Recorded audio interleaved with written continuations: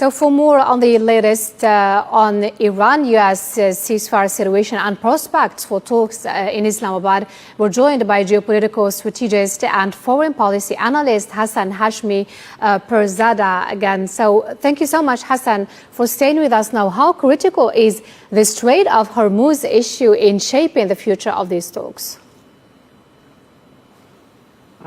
This Strait of Hormuz issue is very, very centric to all this because the perspective of Washington, it is that if Iran, which Iran wants to shape a $2 million per ship transit fee on the Strait of Hormuz, that runs into a different kind of resistance, not just in Washington but globally as well. The Strait is one of the world's most critical maritime choke points, and under the international maritime norms, particularly within the convention on which the natural waterways are guarded under the United Nations, imposing such a high fee would be seen as an excessive and potentially illegitimate.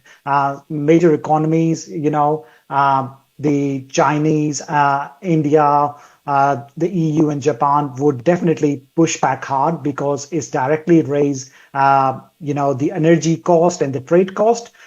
So putting it together, I think so. This will be a very key point of discussion, but thankfully the Iranians are coming to Islamabad. So now this whole scenario can be discussed in detail, and even if there is not a permanent solution yet can be faced on this, but we can start seeing some kind of improvement, some kind of framework developing on it, that how it can be proceed further on this. So what are the possible outcomes expected from the second round of talks between Iran and the United States? From the history, if we have seen, there is, a lot of when the Joint Comprehensive Plan of Action was getting built, it was almost took 20 months for it to become the Iran nuclear deal. And there was some interim agreements which were signed in there, in which Iran has, shown some compliance on those, demands as well. So I think so what I see, and that's my analysis only at this stage, that we'll see some sort of a phased agreement getting built on which Iran will start doing, some kind of commitments which will be agreed on this first interim agreement, which will eventually lead into a permanent solution, whether it is, de-enrichment of the enriched uranium, getting it down to the 3.67%, which they agreed back in Joint Comprehensive Plan of Action, and also the stuff which has been discussed in the last, the Omanian talks as well. The only thing which I know that Iranians will not budge on, it is their ballistic missile program. That is very key to them, and they won't be looking forward to give any sort of concession on that. And the other one is the Hezbollahs and the Houthis. Iranians want to have those two groups intact, and they don't want any kind of, activities against those two groups. So I think so this will be the main core agenda of this. Uranium enrichment, I think so there are things which have been, ironed out before, and that solution will be easy to do. So if these talks fail, what kind of escalation risks do you foresee across the wider Middle East? As we discussed before, I think so the wider escalation risk are Iran engaging the GCC, relentlessly as they have done it before. They like doing that horizontal warfare. If you go and see that how much, which country is most impacted out of this was UAE. Actually, UAE received more ballistic missile and more drones than Israel as well. So, and the Saudis also receive a lot of missiles from Iran. So the thing will be that how much restraint they will show this time. We have seen that UAE doesn't want to show any kind of restraint, and they were pushing the U.S. administration to keep engaging Iran into the war. And, going for all in. We have to see if this restart again, then what kind of reaction we will see from UAE, Qatar, Saudis. And the problem for Pakistan is that if Saudis get involved in any kind of offensive, Pakistan, although we have a security arrangement or security pact with them on the defensive side of it, and we already have some air squadrons and some personnel there, that will automatically, broaden our involvement as well. And Pakistan don't want this to happen. Pakistan want our western borders, our neighborhood to be, stable, and there is like no issue on our western border because our eastern border is always engaged. So you spoke about the effect of the war on GCC countries. Do you expect relations to improve with these countries if talks succeed between Iran and GCC?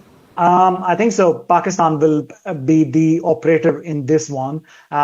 Pakistan has played this mediation really good. And again, once this U.S. and Iran conflict will be resolved, then Pakistan has still to play a much bigger diplomacy role in the region because all these countries are, okay with Pakistan role being playing as a mediator, and Pakistan have developed a direct line with the Iranian administration as well. We have done that before as well when the Iranians had an agreement in Riyadh when Ali Larjani went and met Prince Khalid, and then the Houthis settlement happened between the Houthis and Saudis. Pakistan played a key role in engaging that, in organizing that meeting as well. So Pakistan is always playing on the backside and playing those diplomacy cards. I think so that will keep going on, and it will make Pakistan role more important in the broader picture of this area between Iran and the GCC.